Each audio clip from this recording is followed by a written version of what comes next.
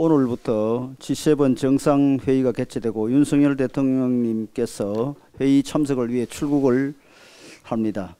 2박 3일이라는 기간 동안 윤석열 대통령은 한일 정상회담은 물론 주요국 정상들과 양자회담을 가질 예정입니다. 이번 정상회의는 윤석열 정부가 국정 목표로 말씀드린 대한민국의 현재를 바로잡고 미래를 준비한다는 약속을 실현시키는 중요한 포인트가 될 것입니다. 한미일 간의 공조체제를 더욱 공고히 하고 식량과 에너지 등과 관련된 지속 가능한 인류 발전을 위한 대한민국의 역할도 다시 정립할 수 있는 기회가 될 것입니다. 또한 이번 회의 참석은 대한민국이 세계 주요 강국의 반열에 올라 글로벌 이슈를 주도하는 선진국의 입지를 다지는 계기도 될 것입니다.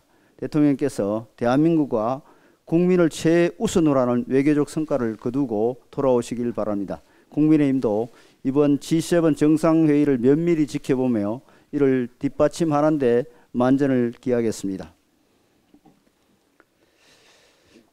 김남국 의원은 코인 이체 시 거래소의 모든 자료를 다 제출하고 투명하게 소명했다고 밝힌 바 있는데 이는 완벽한 거짓말에 불과하다는 것이 보도를 통해 알려지고 있습니다. 김남국 의원은 작년 1월 31일 새벽 4시부터 12시간에 걸쳐 유믹스 코인 62만 개 47억 원어치를 빗썸에서 업비트로 이체했고 그중 57만 7천여 개를 다시 가상자산 개인 지갑인 클립으로 이체를 했습니다. 이에 대해 업비트가 자금 출처 소명을 요구하자 김남국 의원은 40억 원 수익을 냈다고 답변했지만 실제 수익은 10억 원에 불과해 FIU에 신고가 들어가게 된 것입니다. 전문가들은 유동성이 풍부하고 안정적인 대형 거래소에서 굳이 코인을 꺼내 복잡한 과정을 거쳐 개인 지갑으로 옮기고 자금 출처에 대해 소명하지 못한 것을 두고 부정한 정치 자금이나 자금 세탁의 가능성까지 제기하고 있습니다. 이처럼 김남국 의원의 코인 이체 경위가 추가로 밝혀짐에 따라 이 사건이 의원 개인의 코인 거래 중독 문제를 넘어 중차대한 비리 커넥션 문제는 아닌지 짚어보지 않을 수 없게 되었습니다. 이 밖에 김남국 의원이 비주류 코인을 거래하면서 상장 전에 저가 매수로 수익을 올린 것도 업체의 특혜 없이는 어려운 일이라는 지적도 있습니다. 이미 P2E 불법 로비 의혹이 한 차례 제기된 바 있는데 조각난 퍼즐이 하나씩 알려질수록 의혹이 커지고 있기 때문에 빠른 수사를 통해 철저히 그 전모를 밝히는 것이 필요한 시점입니다. 민주당은 지금 알려진 내용만으로도 국민적 분노가 임계점을 넘고 있음을 직시해야 합니다. 어제 발표된 여론조사에 따르면 김남국 의원이 의원직에서 사퇴해야 된다는 응답이 57.9%로 탈당으로 충분하다는 응답 31.5%보다 2배 가까이 높았습니다. 특히 20대는 60.5%가 사퇴해야 한다고 응답해서 청년층의 분노가 얼마나 큰지를 잘 보여주고 있습니다. 그런데도 민주당 친명계 의원들과 강성 지지자들은 조국 수호에 이어 남국 수호 모드에 돌입했습니다. 조국의 강도 건너지 못한 민주당이 이제 남국의 바다에 빠져 허우적대고 있는 것입니다. 특히 정의구현 사재단 신부가 진보는 돈을 벌면 안 되는가, 욕망 없는 자만 돌을 던져야 한다며 사태의 본질을 왜곡하고 되려 국민 탓을 하는 것은 흡사 과거의 조국 수호 광풍을 연상케 합니다. 민주당은 드러나는 증거와 거센 여론에 등 떠밀려 결국 뒤늦게 김남국 의원을 윤리위에 제소했지만 과연 징계에 대한 의지가 있는지 의심할 수밖에 없는 상황입니다. 우리 국민의힘은 민주당에서 위원장을 맡은 윤리특위에서 방탄용 시간 끌기, 미온적인 봐주기 징계가 이루어지지 않도록 엄정히 대처할 것입니다. 또한 공직자윤리법 개정안 등 소위 김남국 방지법이 조속히 처리될 수 있도록 최선을 다하겠습니다. 아울러 검찰 수사와 별도로 당 차원에서 역량을 집중해 제기되고 있는 비리 게이트 의혹의 실체를 규명하고 국민의 분노가 공정한 결과로 해소될 수 있도록 하겠습니다. 민주노총 집회 관련해서 말씀드리겠습니다. 어제부터 어제까지 민주노총 건설노조가 서울 세종대로 일대를 점거하고 1박 2일 노숙 시위를 벌였습니다. 도심 한복판에서 음주, 흡연, 노상방뇨 등 차마 눈뜨고 보기 어려운 일들이 벌어졌고 거리는 담배 연기와 악취, 쓰레기로 가득 찼다고 합니다. 경찰의 저지와 서울시 직원들의 계도에도 막무가내였고 시민들의 불평과 불쾌감도 아랑곳하지 않았습니다. 이러니 많은 국민들께서 민주노총이 아니라 민폐노총이라고 폭력적 행태를 비판하고 있는 것입니다. 민주노총이 법을 두려워하지 않게 된 근본 원인은 지난 정권이 공권력을 붕괴시켜 놓은 데 있습니다. 지난 정부 경찰개혁위원회는 불법이 있어도 시위를 막지 마라, 경찰이 피해를 봐도 시위대 상대로 소송하지 말라는 참으로 터무니없는 권고안을 내놓았습니다. 결과적으로 민주노총은 아무리 불법을 저질러도 치유의 법권이었고 법과 원칙에 따라 정당하게 대응한 경찰은 줄줄이 기소를 당해서 돈을 물어주고 사법 처리까지 당하는 사태가 벌어졌습니다. 일선 경찰들은 민주노총이 아무리 불법을 저질러도 막을 방법이 없다고 하소연하고 있는 상황입니다. 지금 민주노총은 정말 근로자를 위한 조직인지 의심스러울 지경입니다. 핵심 간부가 북한과 내통하다 간첩죄로 재판을 받고 시위 때마다 주한미군 철수, 국법법 폐지를 외치고 있습니다. 게다가 이번 시위를 벌린 건설노조는 밥그릇을 지키기 위해 비노조원들을 폭행하거나 협박하기도 하고 다른 노조 근로자들과 패싸움을 벌이는 일도 다반사였습니다. 노동조합인지 폭력 조직인지 구분이 안 갈 정도입니다. 더욱이 상당수 노조들은 관계법령을 어겨가면서 오로지 노조를 위한 노조를 만들고 있습니다. 최근 고용노동부 발표에 따르면 공공부문 479개 기관 노조 가운데 179개 기관에서 법령을 위반한 단체 협약을 맺고 있음이 드러났습니다.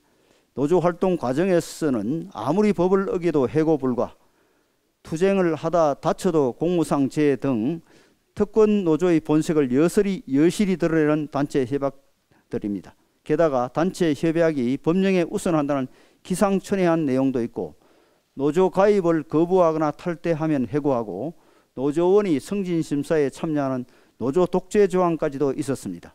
이 또한 지난 정권이 오로지 노조의 편에 서서 공공기관을 지속적으로 압박한 결과라고 할 수 있습니다. 공공부문 노조단체 협약이 이 정도라면 민간기업의 단체 협약은 상상을 초월하는 수준일 수 있습니다. 정부가 민주노총 같은 귀족노조의 행포로부터 기업과 진짜 근로자들을 보호하기 위해 나설 수밖에 없는 상황입니다. 우리 당과 정부는 노동개혁에 더욱 박차를 가해 진짜 약자를 보호하는 올바른 질서를 세울 것입니다.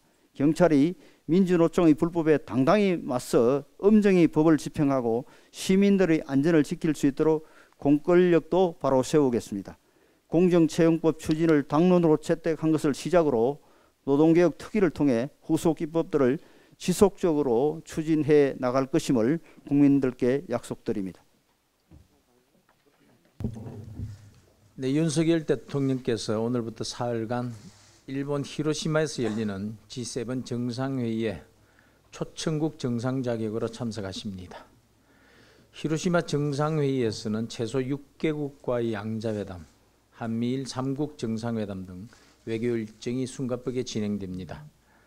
최근 전경련 발표에 따르면 우리나라는 군사력, 경제력, 영향력 등에서 이미 G7에 버금간다고 합니다.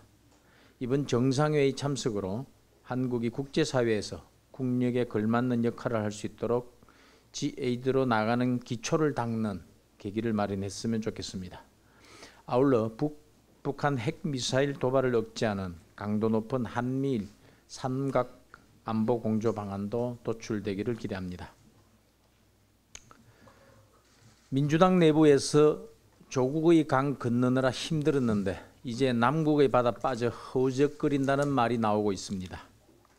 그런데도 민주당은 폭풍 부는 남국 바다 한가운데서 남국을 부정하고 있으니 이는 국민을 우습게 하는 처사입니다. 지난 일요일 이른바 쇄신의총 때는 엄정조사 징계원칙 결의까지 하며 추가조사 운운하더니 불과 사흘 만에 자체 진상조사가 불가능해졌다며 진상조사와 윤리감찰을 모두 중단하고 국회 윤리위에 제소한다고 합니다.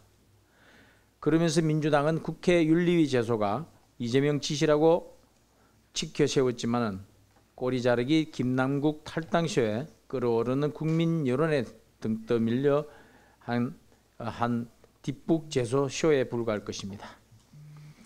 현재 민주당은 남국 바다에서 현재의 좌표도 나아갈 방향도 없이 표류 중입니다.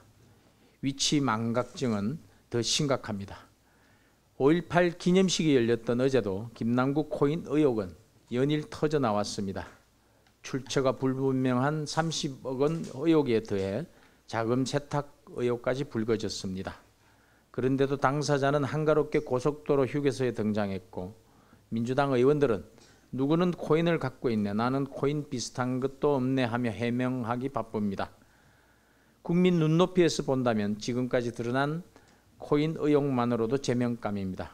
그런데도 민주당은 오히려 물타기용 정치 공세만 열올리니 이거야말로 국민을 우습게 하는 적반하장입니다. 국민 눈높이에서 진정한 사과 반성이 없다면 영원히 남국 바다에서 빠져나오기 어려울 것입니다. 민주당은 더 이상 남국의 바다에서 허우적거리지 말고 국민의 삶을 챙기는 민생의 바다로 돌아오기를 촉구합니다. 민노총 건설노조 1박 2일 시위에 서울 도심 한복판이 난장판이 됐습니다. 시민 불편이 이만저만 아닙니다. CCTV를 뒤져서 노상 방뇨범을 잡아야 한다는 원성까지 나옵니다. 오죽하면 민노총이 아니라 민폐총이라는 말까지 나오겠습니까? 밤샘 집회를 야간 문화재라고 신고했는데 법원이 이를 허가해 줬습니다. 집회 시위의 자유는 보장되어야 하나 그 자유는 만능이 아닙니다. 술판, 노숙, 방뇨가 판치는 무법천지의 자유가 아닙니다. 누구도 법 위에 군림할 수 없습니다. 민노총 횡포에 일반 국민이 피해보는 일을 더 이상 두고 볼 수는 없습니다. 인도에 거대한 술판 차리고 노상 방뇨하는 게 추모입니까? 추모제를 벗어난 불법 집회 양상으로 변질됐을 때 강제 해산했어야 시켰어야 온당할 것입니다. 물대포 없애고 수수방관하는 물대응으로는 난장 집회 못 막습니다. 난장판 집회를 해산하는 것은 탄압 아니라 법치입니다. 법치는 윤석열 정부의 존재 이유입니다. 법치는 윤석열 정부에게 내린 국민 명령입니다. 문재인표 시위 대응, 이제는 버릴 때입니다. 불법 집회하는 사람들을 제 식구 보듯 하던 이전 정부와는 달라졌음을 분명히 알게 해야 합니다. 이대로 어물쩍 넘어간다면 죽은 공권력이 될 수밖에 없습니다. 관계부처 수장들은 법치를 바로 세우는데 명운을 걸어야 할 것입니다. 법이 살아있음을 보여주기 바랍니다. 국민의힘은 국민의 일상을 해치는 불법 탈법 시위가 발붙일 수 없도록 관계법령 개정에 적극 나서겠습니다.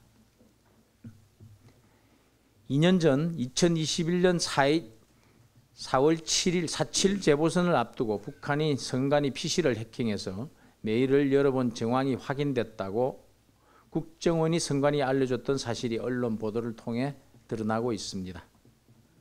그런데도 선관위는 사실 무근이라고 하면서 국정원으로부터 통보받은 적이 없다고 거짓말까지 했습니다. 충격이 아닐 수 없습니다. 그제 행안위 전체 회의에 참석한 선관위 사무총장은 허위 해명에 대한 사과 한마디 없이 필요한 경우 정보기관의 기술적 지원을 받겠다고 아직도 남 얘기하듯 했습니다. 중앙선관위는 도대체 어느 나라 선관위입니까? 평양 선관위입니까? 북한이 해킹하고 메일을 뒤져본 게 필요한 경우가 아니면 무엇입니까? 그뿐만이 아닙니다. 선관위가 문재인 전 대통령 후원자가 대주주로 있는 업체에 보안 컨설팅을 맡겼으며 공개 입찰로 위장한 사실상 수의 계약이었다는 의혹이 행안위 전체위에서 제기되기도 했습니다.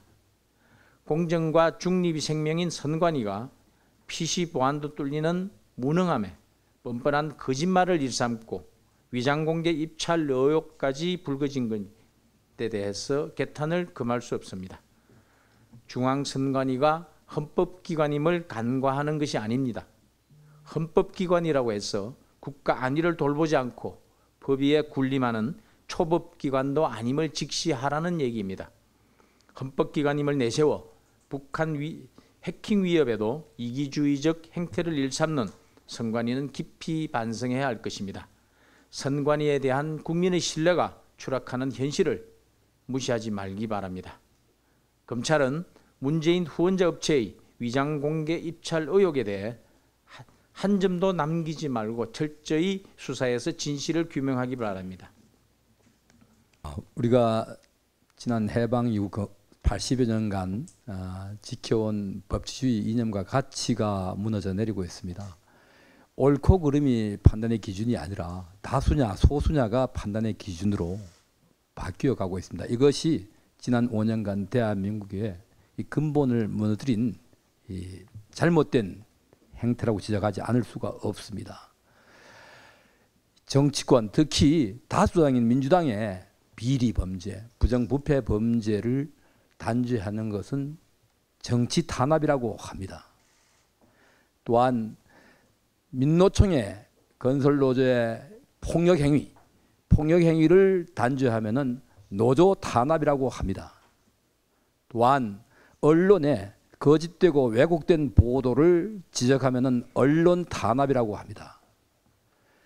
또한 권력자의 성범죄와 관련된 지적을 하면은 또 인격 침해라고 비판하면서 피해자에게 2차 가해를 가하고 있습니다. 이렇듯 우리 대한민국 사회가 어쩌다가 정의와 불의, 옳고 그름이 가치 판단의 기준이 아니라 숫자에 많고 그름이 가치 판단의 기준이 됐는지 개탄하지 않을 수 없습니다. 우리 국민들께서 그런 민낯을 바라보는 심정이 어떠실까 참담하기 그지없습니다. 더불어민주당은 부정부패 또한 비리를 비호하는 정당입니까? 민노총은 폭력배를 비호하는 폭력 조직입니까? 또한 아니면은 MBC나 KBS 등 언론기관들은 거짓 보도를 입수하는 허위 선전 선동대입니까? 더 이상 잘못된 가치가 우리 사회를 지배해서는 안 될 것입니다. 중앙선관위 관련해서 한 말씀 드리겠습니다. 중앙선관위 고위직 자녀의 특혜 채용 의혹이 또 드러났습니다. 중앙선관위에 따르면 1급인 제주도 선관위 상임위원의 아들이 경기도의 지방 공무원으로 근무하다가 2021년 서울시 선관위 경력 경쟁 채용에 지원해서 합격했다고 합니다. 전 사무총장, 현 사무총장 또한 사무차장에 이어서 또 고위직 자녀의 특혜 채용입니다. 선관위가 이렇듯 특별한 트랙을 만들어서 경력직 채용 제도를 만든 이유가 무엇입니까? 지방 공무원은 지방 공무원에 필요한 사람을 경쟁시켜서 채용합니다. 국가직은 국가직이 대로 채용 트랙이 있는데 선관위만큼은 무엇 때문에 공개 채용을 통해서 선관위 직원을 뽑지 않고 이렇듯 경력직 채용이라는 이름으로 특별 채용을 해왔는지 이제 그 속셈이 드러나고 있는 것입니다. 이 정도면은 개인의 문제가 아니라 선관위 집단 전체의 문제입니다. 선관위는 특별감사 결과 부적정한 업무 처리 사실이 발견되는 경우 상한 처리를 하겠다고는 했지만 과연 국민 눈높이에 맞는 감사 결과가 나올지 두고 봐야 할 일입니다. 언론 보도에 따르면 송봉섭 사무차장의 자녀는 채용 면접 과정에서 선관위 직원으로 구성된 면접위원 3명에서 모두 만점을 받았다고 합니다. 참으로 염치 없는 짓입니다. 어찌 완벽한 사람이 있습니까? 모든 사람이 지금 집단 최면에 걸리지 않고서야 이런 결과가 어찌 나올 수 있겠습니까? 그럼에도 불구하고 선관위는 특혜가 아니라고 합니다. 북한의 해킹 공격이 있었다고 국가기관인 국가정보원이 통보했음에도 불구하고 그들은 중립성과 독립성을 운운하면서 국정원의 보안 점검에 응하지 않았습니다. 외부에 의뢰해가지고 맡긴 용역을 준 보안 회사가 누군가 했더니 이제 언론 보도에 의하면은 문재인 전 대통령을 후원하는 후원자의 아들이 운영하는 회사였다고 합니다. 이 과정 역시 투명하게 밝혀져야 할 것입니다. 북한의 해킹 조직, 북한의 기관이 선관위의 자료를 들여다보고 하는 것은 문제가 안 되고, 대한민국 국가기관 국정원이 북한이 무슨 자료를 빼내갔는지 확인하고 막아내겠다고 하는 것을 거부하는 선관위의 행태는 더 이상 대한민국의 국가기관의 모습으로 용인받을 수가 없습니다. 여기에 관계된 모든 책임자들은 상한 책임을 져야 할 것입니다. 김남국 감싸기를 계속하고 있는 민주당은 정말로 이 김남국과 함께 남극 바다에 빠질 것입니까? 민주당은 국민들에게 권리와 의무를 변동시키는 법, 또 국가 재정이 수반되는 엄청난 부담이 되는 법, 이런 법들을 날치기 처리했습니다. 최소한도 절차도 거치지 않고 위장 탈당을 시켜서 형식적 요건을 갖춰서 단독 처리했습니다. 검수완박법, 또 이후에 양곡법, 또 최근에 있었던 간호법에 이르기까지 이런 법을 단독 날치기 처리하면서 유독 김남국에 대한 윤리 절차만큼은 절차를 철저히 지켜야 한다고 합니다. 최소한 80일이 걸립니다. 여야가 합의하면은 절차를 생략하고 건너뛸 수가 있습니다. 합의도 없이 단독으로 자기들이 필요한 법은 날치기 처리하면서 유독 김남국에 대해서는 80일이나 소요되는 이런 절차를 거쳐야 한다고 항변하는 민주당의 모습을 보면 참으로 안타깝기 그지없습니다. 더불어민주당은 김남국과 함께 이 남극바다에 빠지고 또한 비리를 비호하는 정당이 아니라면은 조속히 국민의힘이 요구하는 이런 절차의 단축을 통해서 조속한 시일 내에 이 징계 절차가 매듭질 수 있도록 협조하기를 촉구합니다. 네, 이상입니다. 지난 17일 민주당은 여론의 등에 떠밀려 결국 김남국 의원을 윤리특위에 제소했습니다. 하지만 민주당은 위장 탈당한 자기 식구 감싸기에 급급해 국회법 등 관련 조항을 들먹이며 시간을 끌려고 하고 있습니다. 문제는 민주당이 국회법을 본인들이 유리할 때만 취사 선택해 적용한다는 점입니다. 민주당은 최근 양곡관리법은 13일 만에, 노란봉투법은 위원장을 선출한 당일 바로 법안을 안건조정위에서 통과시켰습니다. 국회법상 안건조정위 90일 심사조항을 완벽하게 무력화시켰습니다. 게다가 민주당이 제출한 김남국 의원 징계안은 내용이 빈약해서 과연 징계에 대한 의지가 있기는 한 건지 의구심을 떨칠 수가 없습니다. 심지어 민주당 의원들 사이에 벌써부터 의원직 제명이라는 징계가 너무 과하다, 현 상황에서 경징계가 적절하다, 이런 발언들이 속속 나오고 있는 실정입니다. 이쯤 되면 민주당이 국민적 비난을 피해보고자 형식적인 징계안을 내고 시간을 끌면서 흐지부지 넘어가길 바라고 있다고 볼 수밖에는 없습니다. 민주당이 김남국 의원에 대한 징계안을 확실히 처리하고자 하는 의지가 있다면 국회법을 핑계대며 시간 벌기에 나설 것이 아니라 조속히 징계안을 심사하여 의원직 제명에 나서야 할 것입니다. 경찰과 검찰 수사에 국회의원직을 방패 삼아 뒤로 숨는 일은 막아야 합니다. 감사합니다. 법사위가산 정정식 의원입니다. 민주당이 오는 24일 한노위에서 소위 노란봉투법을 본회의에 직회부할 것으로 의결할 것으로 보여지는 가운데 민주당의 주장대로 노란봉투법이 과연 국회법에서 규정하고 있는 법사위에 회부되어 이유 없이 60일 이내에 심사를 마치지 아니한 경우에 해당하는지 반드시 따져보아야 할 것입니다. 법사위는 지난 3월 말 노란봉투법을 상정해 법안을 심사한 바 있습니다.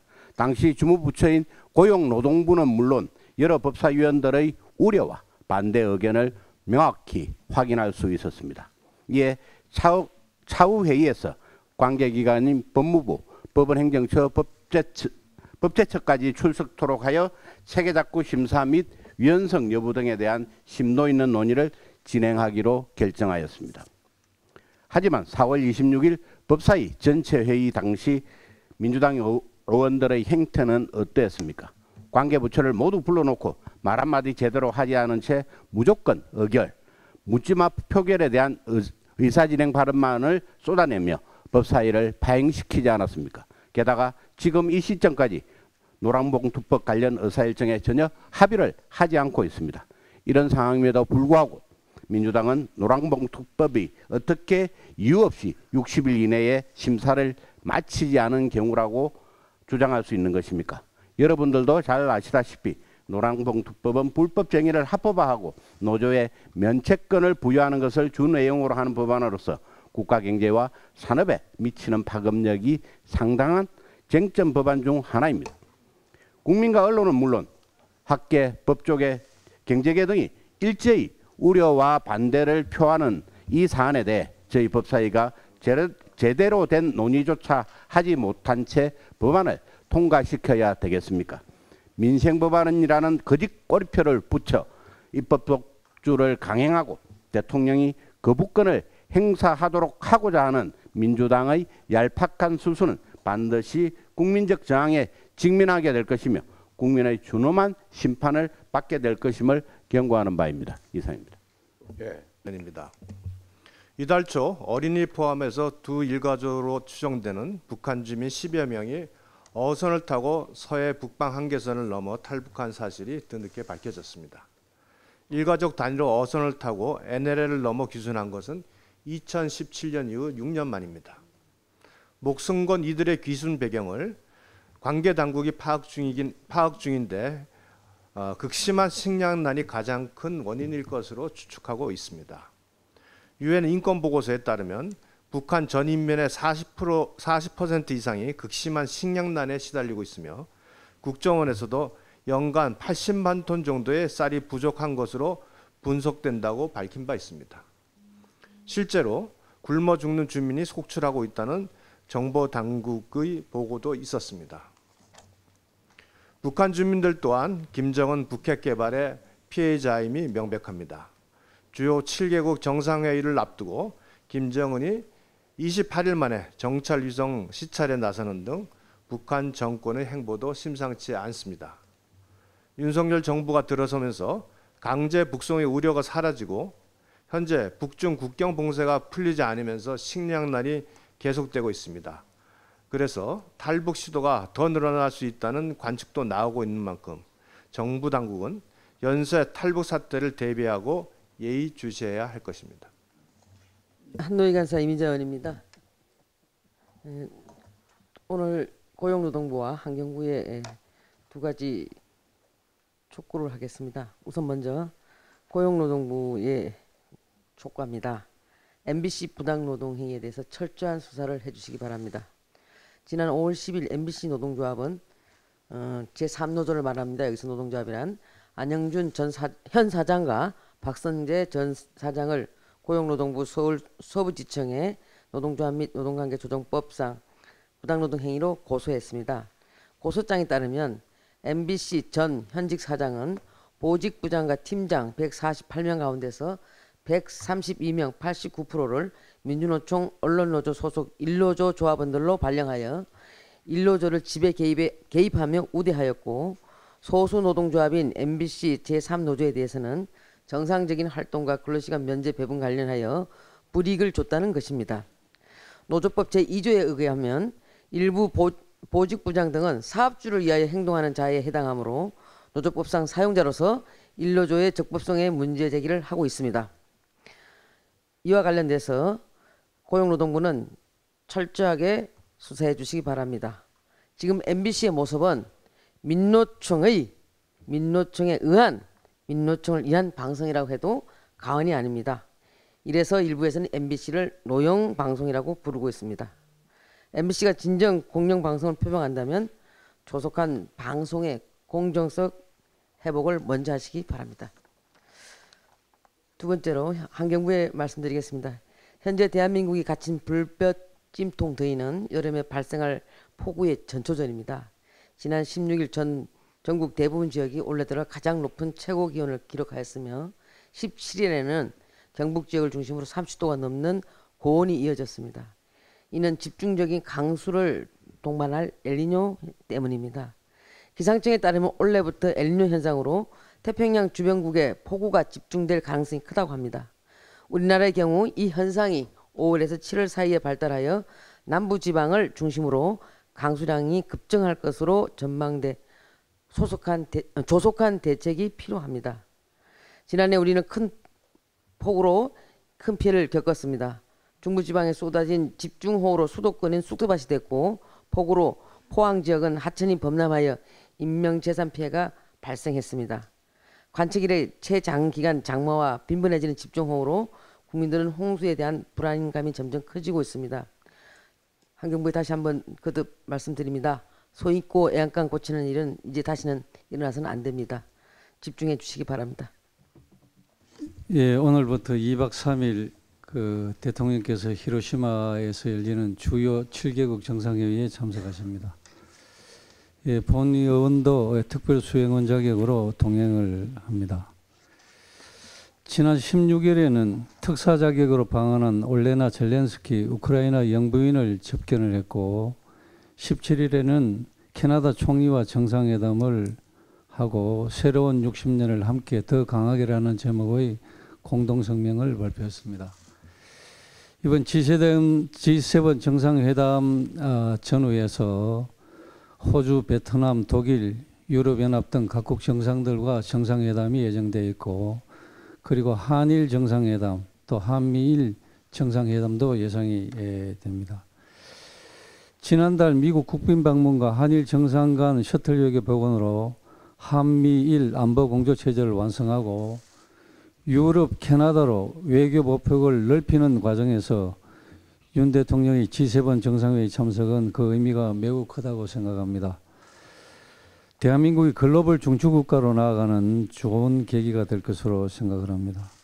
특히 G7 정상회담 기간 중에 기시다 총리와 함께 한인 원폭 피해자의 희생자 위령비를 방문하는 일정이 예정되어 있습니다.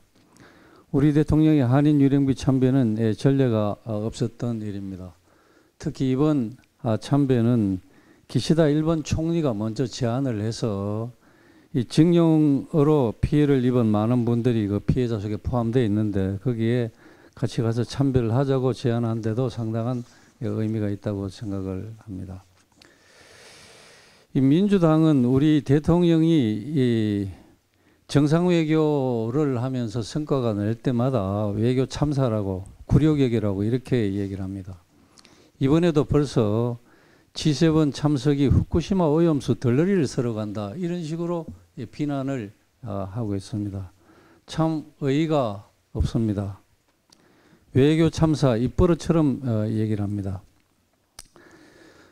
문재인 대통령이 중국에 국빈으로 초청을 받아가서 혼자서 계속 밥을 먹고 우리 수행 기자들이 무참하게 중국 공안에게 폭행을 당하고 그리고 공동성명 하나 없이 빈손으로 돌아왔을 때도 민주당 대변인은 대단한 성과가 있었다 이렇게 발표를 했습니다. 이번에 우리 대통령께서 한미 정상회담을 하면서 그야말로 극진한 대우를 받았고 또 한미 공동성명 워싱턴 선언이 있었습니다. 그리고 우리 해외에 있는 동포들이 750만 동포들이 제가 제외동포위원장이다 보니까 많은 연락이 옵니다. 이번에 우리 대통령이 국빈 방문으로 미국을 가서 특히 미 의회에서 영어로 연설을 했는데 미 상하 의원들이 60여 차례나 박수를 치고 26차례 기립박수를 하고 이런 장면을 보면서 해외에 사는 우리 동포들이 너무너무 자랑스럽다. 우리가 남의 나라 살면서 어깨를 펴고 나는 코리안이야 이렇게 자랑스럽게 얘기한다고 했습니다. 매우 큰 성과가 아니겠습니까? 이 하나만 해도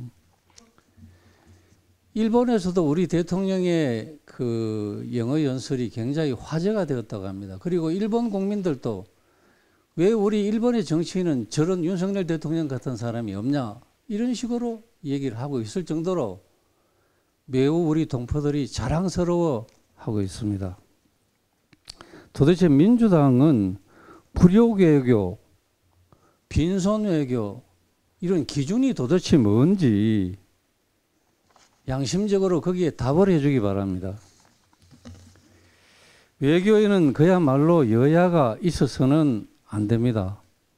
오로지 국익을 기준으로 우리 대한민국이 잘 되기 위해서, 우리 국민이 잘 되기 위해서 외교적인 성과를 많이 거두고 돌아오도록 기원하는 것이 상식이고 도리일 것입니다.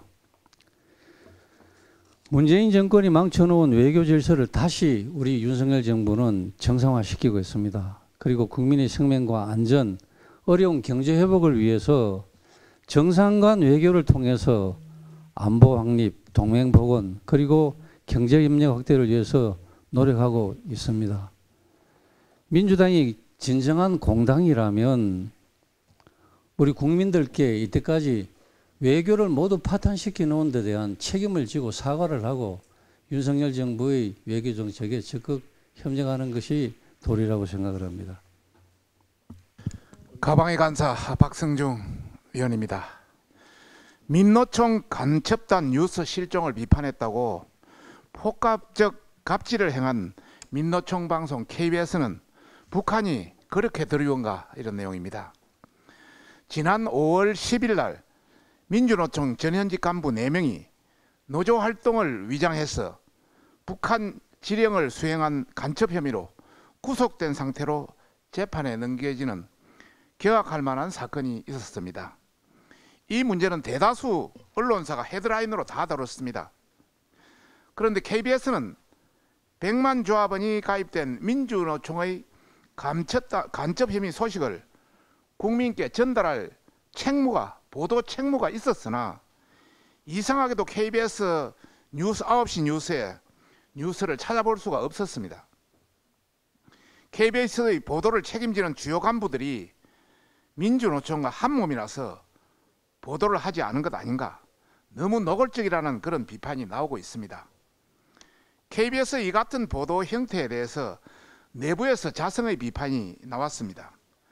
그런데 KBS 보도를 책임지는 민노총 출신 성모 보도국장이 반성은커녕 비판 성명서를 낸 직원들을 여러 차례 불러 폭언을 하고 갑질을 했다고 합니다. 피해자들은 현재 심각한 공황장애에 시달리고 있습니다. KBS 보도국장은 내부의 비판을 어떻게든 억누르려고 하고 있습니다. 이는 KBS가 곰따 못해 썩은 조직이라는 걸 잘 알 수 있습니다. 건강한 조직은 어떠한 비판도 수렴하고 자정할 수 있어야 됩니다. 민노총이 장악한 KBS는 자기 체면에 걸려서 그 능력을 상실한 지 오래라는 것을 우리 다 알고 있습니다. KBS 내부 비판 성명서는 하루 걸러 한 번꼴로 나오고 있습니다.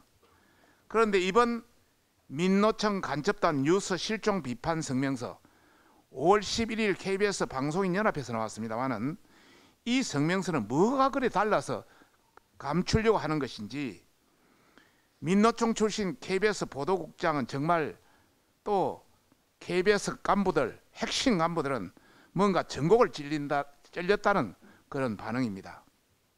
이런 비판은 기우만이 아닙니다. 민노총은 작년 8월 15일 강복절 날 윤석열 정부 규탄대회를 개최하면서 북한 노동단체인 조선직업총동맹중앙위원회가 보낸 연대사를 홈페이지에 아직도 게재하고 있습니다.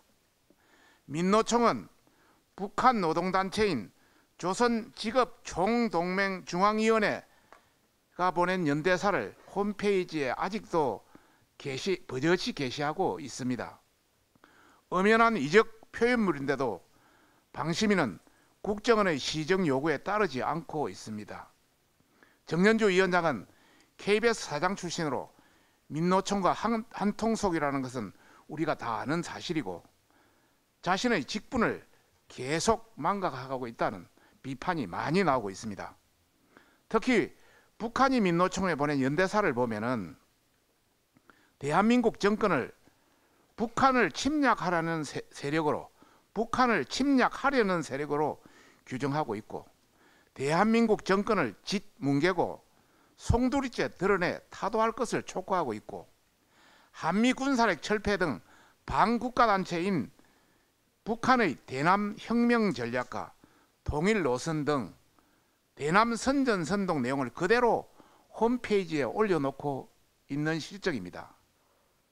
이쯤 되면 정현주 위원장과 KBS 민노총 출신 간부들에게 북한을 주적으로 생각하고 있는지 물어봐야 할 판입니다. 북한이 그렇게 좋다면 북한으로 돌아가라, 이런 말들도 많이 나오고 있습니다. 예전에 문재인 전 대통령이 수석 대변이라는 언급이 나왔는데 정현주는 대변인 계획 아니냐는 반응도 나오고 있습니다. KBS 김희칠 사장과 주요 민노총 출신 간부들에게 경고합니다.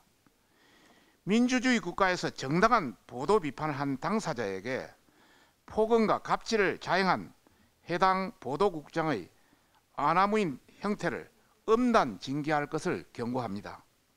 정현주 방심위원장과 민노총에게 밝힙니다. 지금 당장 북한의 이적 표현물을 삭제 조치하라고 이야기하고 싶습니다. 삭제 조치하라, 명령하고 싶습니다.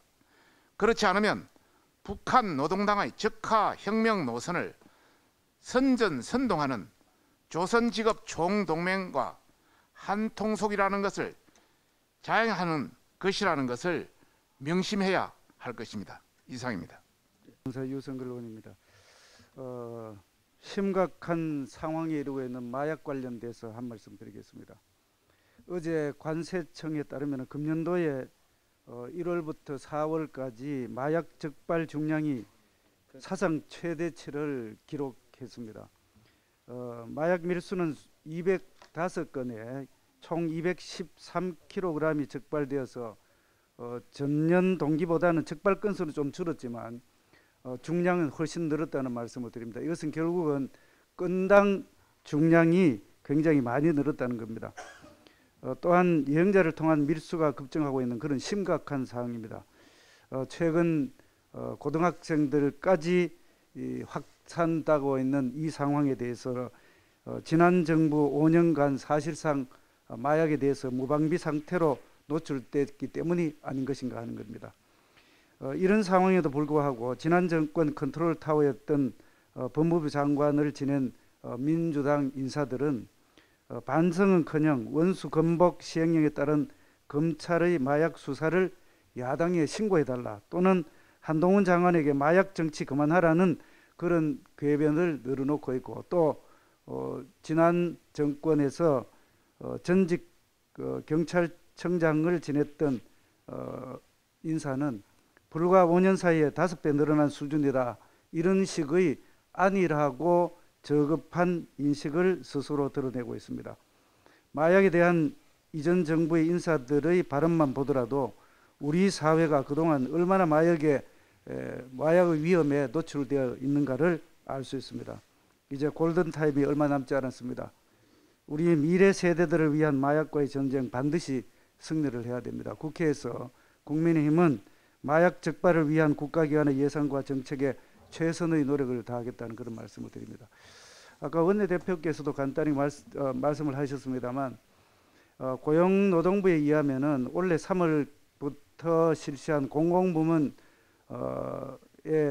단체 협약과 노동조합 규약 실태 확인 결과 479개 기관의 단체 협약 중에서 179개 기관 37.4%에 이르는 이 기관들의 단체 협약에서 관계 법령을 위반하여 불법 무효로 판단되는 내용들이 대량 포함되어 있었고 48개 공무원 교원 노동조합 규약 중에서 8개 규약에서는 노동조합법 위반 소지가 있음을 확인했다고 밝혔습니다. 이렇게 노동조합과 노조원에 대한 불공정 특혜, 인사 경영권 침해 등 공정과 상식의 국민 눈높이에서 볼 때 불합리하다고 여기지는 내용이 포함된 단체 협약도 135개 기관으로 파악됐습니다.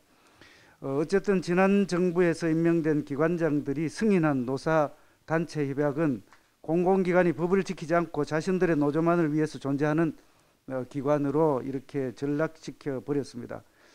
지난번 원내대책회의 때도 제가 밝혔습니다만 이제 노사 법치주의를 우선으로 하는 현 정부의 국정 철학과 정책에 맞지 않는 이전 정부의 공공기관장들은 스스로 평가하고 또 스스로 거취를 표명해 주시기를 바랍니다. 이상입니다. 네, 교육위원사 이태규 의원입니다. 교육적 차원에서 수박은 죄가 없다, 이런 말씀을 좀 드리겠습니다. 교육은 지식이나 기술을 가르치며 인격을 길러주는 인간 형성의 과정입니다.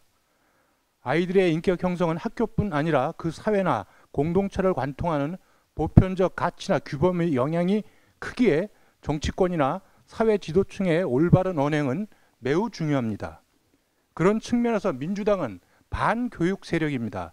어제 이재명 대표가 현장 간담회에서 수박을 먹었더니 강성 지지 세력인 개딸들이 수박을 처단하라는 시그널을 보낸 것으로 해석하고 나섰다고 합니다. 이들은 엊그제 김남국 의원의 코인 비리 의혹을 비판하는 당내 청년들도 수박으로 공격했습니다. 수박은 국민의 사랑을 받는 여름철 대표 과일입니다. 이 고마운 과일이 개딸들에 의해 겉과 속이 다른 사람이라는 부정적 정치인을 상징하는 용어로 왜곡되고 있습니다. 수박이 무슨 죄가 있습니까?